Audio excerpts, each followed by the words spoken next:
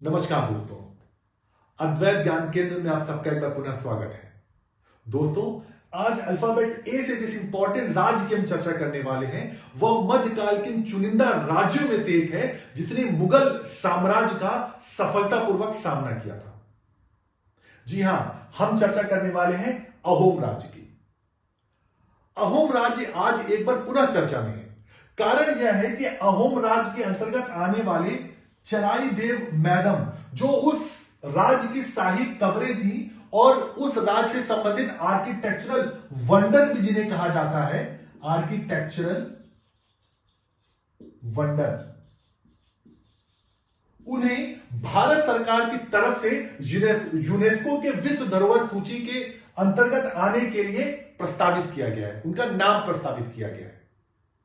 तो आइए हम अहोम साम्राज्य की संपूर्ण रूप से चर्चा करते हैं।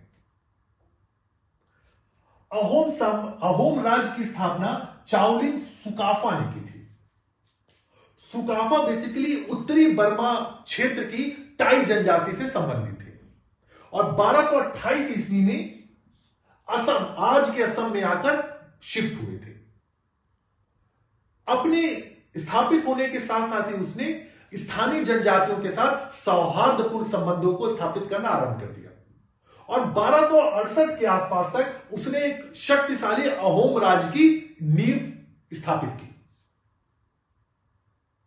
धीरे धीरे स्थानीय जनजातियों को अपने अंदर समेकित करते हुए अहोम राज्य ने विस्तार प्राप्त करना आरंभ किया।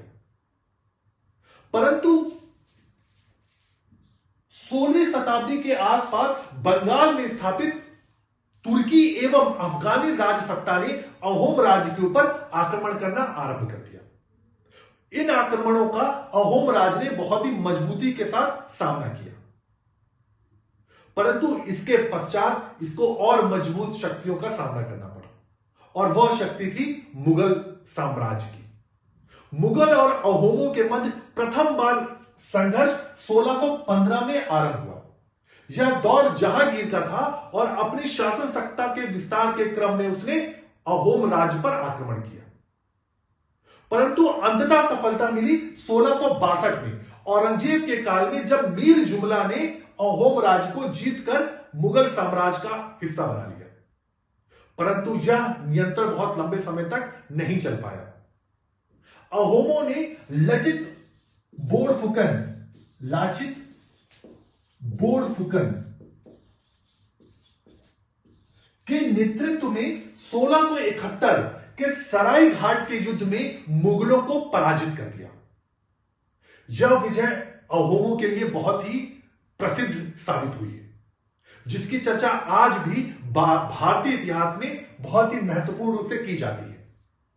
लाचित बोरफुकन का नाम इसलिए भी महत्वपूर्ण है कि आज भी एनडीए के सर्वश्रेष्ठ कैडेट को लाचित बोरफुकन पुरस्कार के नाम से दिया जाता है और कुछ समय पूर्व ही भारतीय प्रधानमंत्री नरेंद्र मोदी ने लाचित बोरफुकन को भारत की आत्मनिर्भर सेना का प्रतीक भी बताया था। तो यह बहुत इंपॉर्टेंट नाम है आपके एग्जाम पॉइंट ऑफ व्यू से। परंतु जो मुगलों के विरुद्ध जो सफलता प्राप्त की अहोमों ने, यह बहुत लंबे समय तक नहीं चल पाई।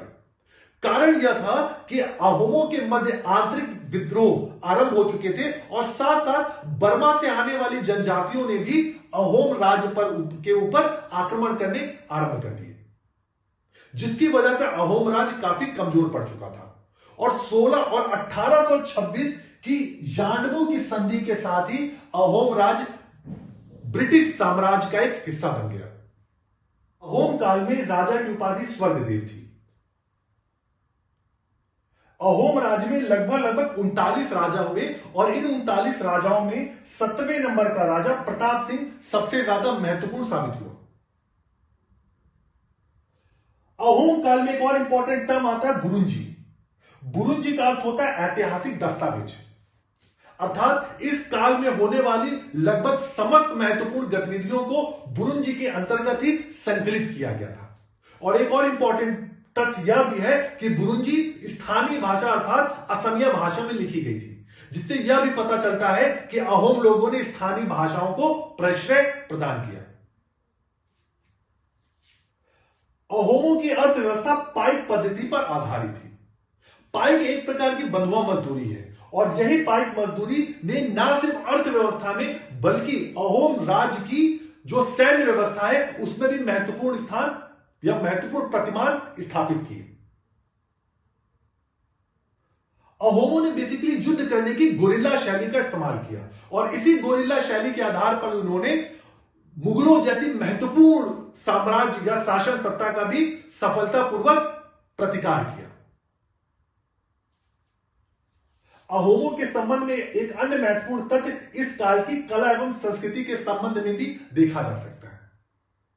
अहोम एक बाह्य शक्ति थी, परंतु यहां आकर उन्होंने स्थानीय शक्तियों या स्थानीय जनजातियों से बहुत ही सौहार्दपूर्ण संबंध स्थापित किए। स्थानीय कला एवं संस्कृतियों को भी बढ़ावा दिया, जिसके कारण एक लंबे समय तक वह भारत में स्थापित रह सके।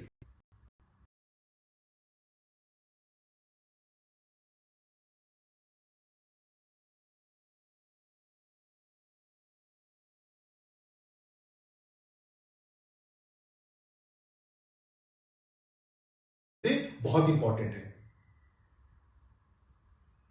तो आज का वीडियो आपको कैसा लगा कमेंट करके जरूर बताइएगा और लाइक, सब्सक्राइब और शेयर जरूर करते रहिए।